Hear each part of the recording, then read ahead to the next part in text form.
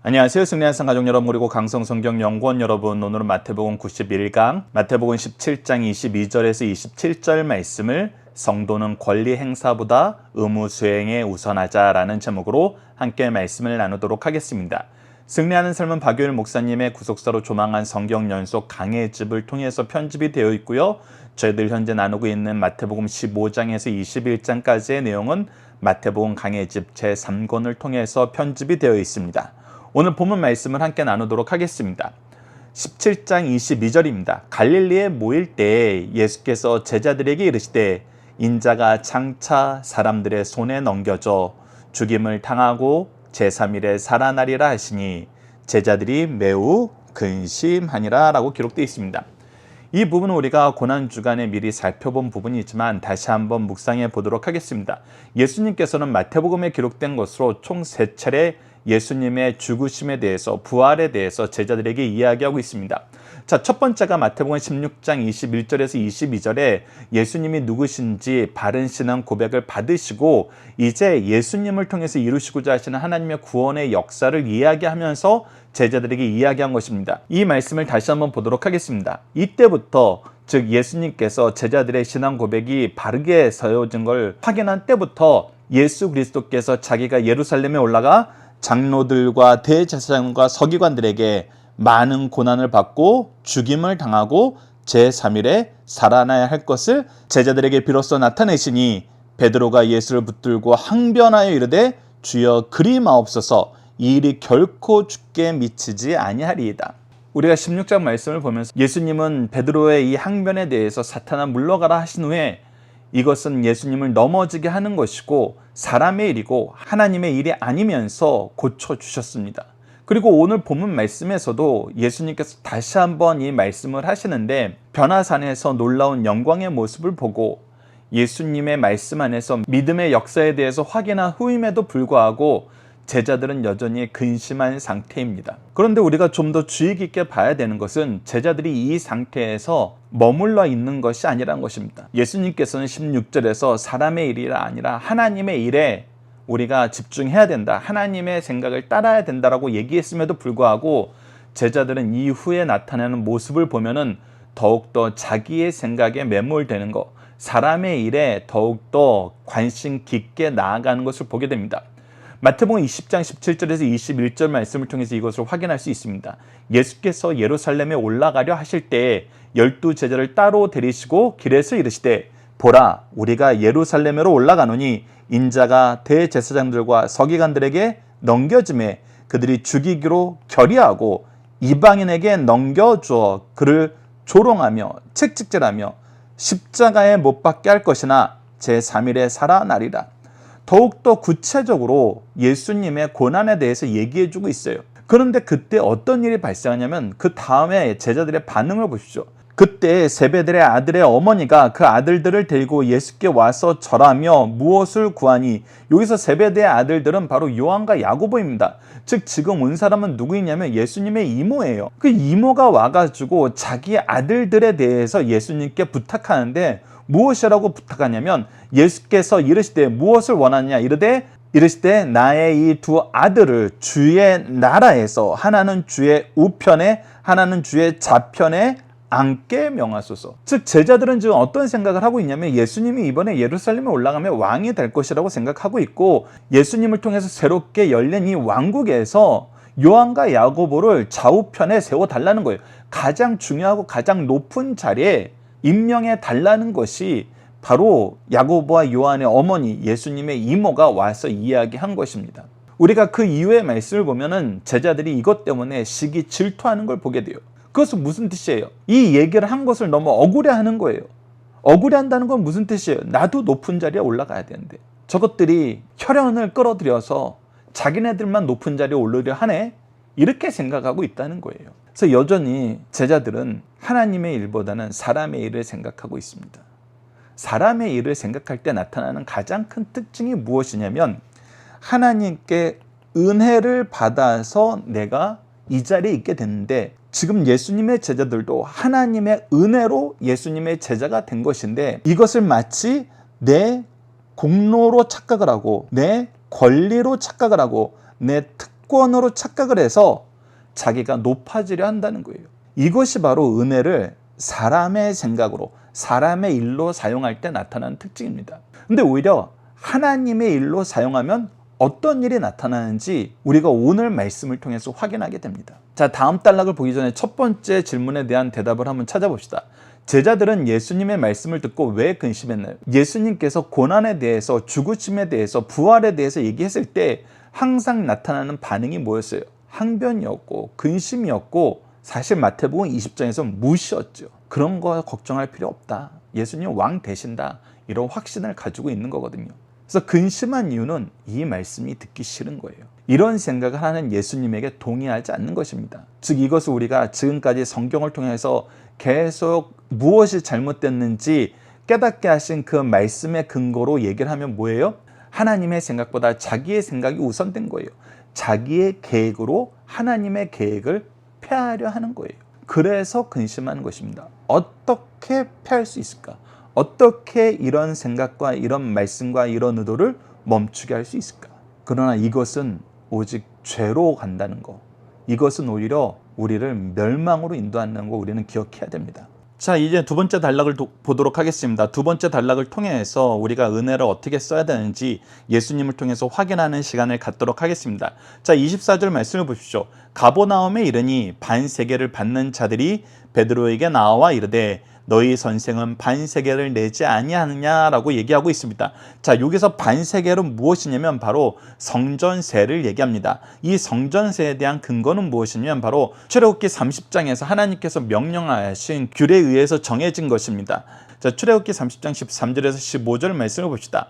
무릇 계수 중에 드는 자마다 성소의 세겔로 반세겔을 낼지니 한 세겔은 20게라라. 그 반세겔을 여호와께 드릴지며 계수 중에 드는 모든 자, 곧 20살 이상 된 자가 여호와께 드리되 너희의 생명을 대속하기 위하여 여호와께 드릴 때라고 얘기하고 있습니다. 이 얘기는 무엇이냐면 20세 이상의 모든 남자들에게 이것이 의무적으로 부과되는 것이고, 이 성전세를 드려야 되는 이유는 무엇이냐면 너희의 생명을 대속하기 위하여 여호와께 드릴 때라고 얘기하면서 생명에 대한 대속을 감사하면서 생명에 대한 대속의 역사를 바라보면서 내라는 거예요.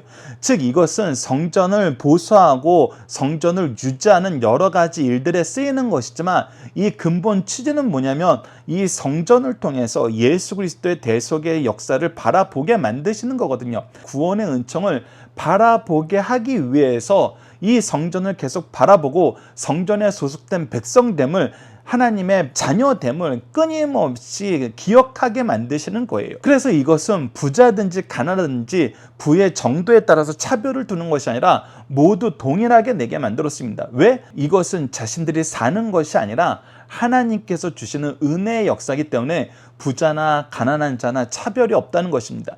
그래서 우리가 출애굽기 30장 15절 후반절 말씀을 보면은 부자라고 반세겔에서 더 내지 말고 가난한 자라고 덜 내지 말지며 라고 얘기하고 있습니다. 근데 지금 이것을 거두러 가버나움까지 온 사람들이 있는 거예요. 그리고 이 사람들이 명부를 조사해서 보니까 아직 예수님하고 베드로가 내지 않은 것입니다. 그래서 이것을 내라고, 왜 내지 않냐고, 내는 것이 의무인데 왜 내지 않냐고 얘기했을 때 이제 베드로가 어떻게 얘기하냐면 25절 봅시다. 이르시되 내신다 하고 낼 겁니다 라고 이거 집에 들어가서 예수님께 말씀드리러 들어갑니다. 그런데 베드로가 먼저 이 사건에서 얘기하기 전에 예수님께서 이 내용을 미리 아시고 먼저 베드로에게 물어봅니다. 예수께서 먼저 이르시되 시몬아 내 생각은 어떠하냐? 세상 임금들이 누구에게 관세와 국세를 받느냐? 자기 아들에게냐 타인에게냐? 즉 우리가 앞서 출애굽기 말씀을 통해서 확인했던 것처럼 이것은 생명을 계속해 주시는 하나님의 은혜를 바라보기 위해서 만들어 놓은 제도예요. 그렇다면 이 역사를 이루시는 주님은 이 역사를 바라보고 이 역사를 소망해야 되는 대상이 아니라 이 역사의 주인공이거든요. 그것을 예수님께서 이렇게 표현해서 가르쳐 주시는 것입니다. 세상에서 왕과 그의 가족은 세금을 내야 되는 대상이 아니라 이 세금을 받는 주체라는 거예요. 26절을 보면 베드로가 이르되 타인에게니이다. 예수께서 이르시되 그렇다면 아들은 세를 면하리라. 즉 그렇다면 아들은 이 세금을 내지 않는 것이 마땅하다라고 얘기를 하시는 거예요. 이것이 마땅한 권리다라고 얘기하는 거예요. 자, 이 부분에 대해서 우리가 예수님이 누구신지 성경에서 어떻게 가르쳐 주는지 다시 한번 확인하는 시간을 갖도록 하겠습니다. 빌립보서 2장 6절에서 8절을 보십시오. 그는 근본 하나님의 본체시나 하나님과 동등됨을 취할 것으로 여기지 아니하시고 오히려 자기를 비워 종의 형체를 가지사 사람들과 같이 되셨고 사람의 모양으로 나타나사 자기를 낮추시고 죽기까지 복종하셨으니 그 십자가에 죽으심이라. 그가 근본 하나님과 동등한 분이나 스스로 낮추셔서 이 땅에 왔지만 그의 존재가 하나님이란 것은 변하지 않는다는 거예요. 그의 존재가 왕되심이란 것은 변하지 않는다는 거예요. 생명의 대속에 역사를 이끄시는 주인공이라는 것은 변하지 않는다는 것입니다. 계속해서 로마서 8장 3절을 봅시다.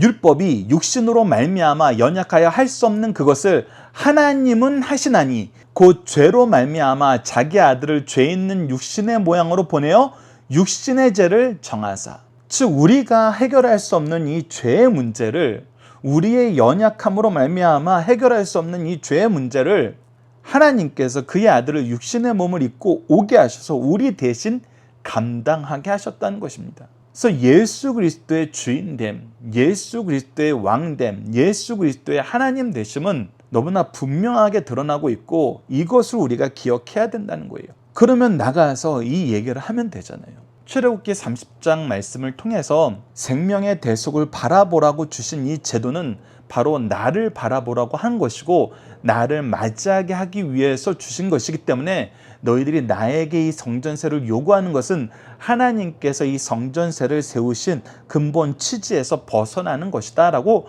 얘기하시면 되잖아요. 근데 예수님은 어떻게 하세요? 그들을 정죄하지 않으시고 그들의 요구를 오히려 들어주십니다. 특히 지금 이 부분에 연약한 사람이 또 한 사람이 있어요. 그게 누굽니까? 지금 베드로예요. 베드로도 못 내고 있어요. 자, 그렇다면 여기서 두 그룹의 연약한 사람이 나타납니다. 첫 번째는 이 성전세를 낼 만한 여유가 없어서 내지 못하는 베드로가 있고, 이 성전세의 본 취지를 알지 못하고 예수님을 알지 못하고 오히려 예수님을 정죄하면서 공격하는 한 무리가 있어요. 이 양쪽 다 예수님에게는 연약한 사람이라는 겁니다. 왜? 베드로는 없어서 연약한 거고 이 사람들은 몰라서 연약한 거거든요. 우리가 이 부분을 좀 주의 깊게 봐야 됩니다. 우리는 강한 권력을 가지고 있고 높은 위치에 있으면은 이 사람은 우리보다 강한 사람 이렇게 정해놓고 이 사람한테는 우리가 어떤 은혜도 베풀 필요 없고 어떤 도움도 줄 필요 없어 이렇게 결정해버릴 때가 있어요. 그런데 오늘 예수님이 보여주신 모습을 보면은 그들이 알지 못하는 것도 연약함이라는 거예요. 그들이 깨닫지 못하는 것도 연약함이라는 거예요. 그리고 동시에 우리도 깨닫지 못할 때가 있었고 우리도 믿지 않으려 할 때가 있었다는 거예요. 그리고 사실 우리가 22절에서 23절 말씀을 통해서 보는 것처럼 제자들도 여전히 받아들이려 하지 않아요. 우리가 이것을 악하다라고 표현하고 끝내면 되는 것이 아니라 이 악함도 이들의 연약함 때문이다라는 것을 우리가 기억하고 이 악하면서 동시에 연약한 자들에게 예수님은 어떻게 하셨나라는 것을 우리가 기억해야 된다는 것입니다. 그것이 바로 27절에 나타납니다. 27절을 보시죠. 그러나 우리가 그들이 실족하지 않게 하기 위하여 뭐라 그럽니까? 실족하게 하지 말자. 그들이 이것 때문에 시험에 들게 하지 말자. 이 부분에 대해서 우리가 다음 시간에 어린아이에 대한 믿음에 대해서 또 연약한 사람에 대한 우리의 태도에 대해서 다시 한번 예수님이 말씀해 주신 것을 통해서 확인할 수 있습니다. 근데 중요한 것은 우리를 통해서 넘어지지 않게 하는 것이 중요하다는 거예요. 이 넘어지지 않게 한다는 것은 무슨 뜻이에요? 우리가 생각할 때 넘어진다는 것은 무슨 뜻일까요? 그냥 길거리에서 넘어져서 상처를 입는 것을 얘기하는 걸까요? 사실 우리가 이 부분을 그렇게만 생각해서 안 됩니다. 우리가 연약한 사람을 돌보지 못하고 멸시하는 거, 그들을 우리가 외면하는 거, 이것만 실족하게 하는 것이 아니라는 거예요. 지금 현재 이 사건에서 우리가 분명히 볼 수 있는 것은 무엇이냐면 성전세를 요구하는 사람들은 세상적으로 볼 때는 연약한 사람이라고 전혀 티가 나는 사람들이 아니에요. 이들은 오히려 강한 사람이고 권력자일 수 있어요. 그럼에도 불구하고 예수님은 뭐라 그래요? 이들도 실족하게 해서는 안 된다. 그 얘기는 뭐예요? 이들이 지금 연약한 상태에 있는 것이다. 그래서 이들이 연약한 상태에서 벗어나게 하는 일이라면은 예수님은 기꺼이 무엇을 포기하시겠다는 거예요? 내가 세금을 내지 않아도 되는 이 권리를 포기하시겠다는 거예요. 이것을 우리가 기억해야 됩니다. 우리가 하나님의 일을 하면은 하나님께서 우리에게 먼저 주신 은혜 때문에 우리가 마땅히 받을 권리가 있는 부분이 없잖아 있어요. 왜 그러냐면 성도는 하나님께서 주신 은혜를 서로 나눠서 균등하게 하려는 하나님의 뜻을 이루고 성령의 덕, 교회의 덕을 이루는 삶을 살아야 돼요. 그렇기 때문에 내가 하나님의 말씀으로 그들을 공급하면 경제적인 부분은 그들의 도움을 받는 것이 하나님께서 누구에게는 물질을 주고 누구에게는 하나님 말씀을 가르칠 수 있는 지혜를 주셔서 균등하게 하려는 역사 안에서 서로가 서로에게 축복의 통로가 되는 의무가 있는 거거든요. 그래서 우리가 때로는 우리의 부족함을 얘기하고 우리 부족함을 채울 수 있는 사람에게 도움을 받는 것은 너무나 당연한 거일 수 있어요. 그런데 그때도 예수님이 보여주신 거, 우리의 신앙의 선조들이 사도들이 보여준 거, 특히 바울이 자비량 선교를 하면서 보여준 것을 통해서 우리가 확인할 수 있는 것은 무엇이냐면 그것이 우리에게 당연한 권리임에도 불구하고 그것을 아직 받아들이지 못하고 소화하지 못하고 바르게 해석할 수 없어서 실족하는 자가 있다면 우리가 양보한다는 거예요. 무엇을 위하여? 그들이 성장하는 그 시간을, 그 방법을 계속 유지하게 하기 위해서. 그래서 실족한다는 것은 무슨 뜻이냐면 단순히 상처받고 넘어진다는 의미에서 끝나는 것이 아니라 이 사건을 통해서 이들이 예수 그리스도의 구원과 멀어지고 예수 그리스도를 아는 것에서 멀어지면은 이것은 실족이라고 우리가 해석할 수 있다는 거예요. 그래서 그들이 계속해서 예수 그리스도를 바라볼 수 있게, 예수 그리스도에 대해서 알아갈 수 있도록 우리가 그들의 마음을 책임지는 것, 그들의 마음을 어루만져 주는 것도 바로 이 실족하지 않게 하는 한 가지 방법이라는 것입니다. 그래서 예수님께서 어떻게 하세요? 실족하지 않게 하시려고 창조주의 능력을 사용하십니다. 그래서 27절 후반절을 보십시오. 내가 바다에 가서 낚시를 던져 먼저 오르는 고기를 가져 입을 열면 돈 한 세겔을 얻을 것이니 가져다가 나와 너를 위하여 주라 하시니라. 그래서 창조주의 능력으로 이 문제를 해결하십니다. 그런데 이 부분에 창조주의 능력을 사용할 수밖에 없었던 이유는 무엇입니까? 그것이 바로 예수님과 제자들의 현재 상태를 보여주는 거예요. 이곳이 한 세계를 감당할 만한 여유가 없었다는 거예요. 매우 가난한 상태에서 예수님은 움직이셨다는 것입니다. 그래서 우리가 함께 묵상할 말씀을 통해서 이 부분을 좀 더 보도록 하겠습니다. 고린도후서 8장 9절입니다. 우리 주 예수 그리스도의 은혜를 너희가 알거니와 부요하신 이로써 너희를 위하여 가난하게 되심은 그의 가난함으로 말미암아 너희를 부요하게 하려 하십니다. 예수님은 끊임없이 주시는 분이었어요. 물질도, 재능도, 능력도, 말씀도, 시간도, 모든 삶을 주시는 데 쓰시는 분이었어요.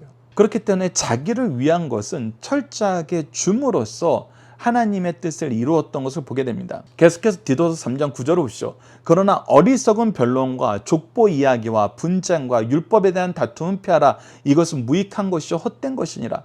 예수님께서 실족하지 않게 하는 이 방법 중에 하나가 무엇이냐면 바로 이 무익한 변론과 여러 가지 상황을 따져가면서 다투는 일을 피하신다는 거예요. 왜 이것이 중요하냐면 이것 때문에 본론적인 것을 듣지 못하는 경우가 있어요. 우리가 교회 안에서 이런 일은 정말 주의해야 됩니다. 우리가 하나님의 말씀을 듣는 것이 중심이 돼야 되고 예수 그리스도를 아는 것이 중심이 돼야 되고 하나님의 뜻으로 나아가는 것이 중심이 돼야 되는데 이것을 하기보다는 전혀 중요하지 않는 것, 이 세상적인 것, 한때 지나가는 어떤 감정적인 것, 그래서 이것을 정하고 이것 때문에 서로 다투느라 말씀을 나누는 것, 기도하는 것에 대해서 멀어지고 이것이 무너지게 되면은 이것은 우리가 정말 잘못한 거란 거예요. 그래서 예수님이 바로 이 내용을 이들에게 이해시키려고 불러 세워서 말씀으로 교훈하고 말씀의 뜻을 알 수 있도록 27절의 이적을 이들이 보는 앞에서 당당하게 보여주면은 이들을 이기고 이들을 깨닫게 할 수 있을 것 같잖아요. 그런데 예수님이 보시기엔 그가 아니라는 거예요. 이들은 처음부터 그쪽에 관심이 없었기 때문에 이 일이 이루어지지 않는다는 것입니다. 그래서 예수님은 항상 우리가 지혜롭게 또 하나님의 말씀 안에서 순결하게 일할 것을 가르치십니다. 마태복음 10장 16절에서 제자들을 세상에 파송할 때도 이렇게 말씀하셨죠. 보라, 내가 너희를 보내니 양을 이리 가운데 보낸과 같도다. 그러므로 너희는 뱀같이 지혜롭고 비둘기같이 순결하라.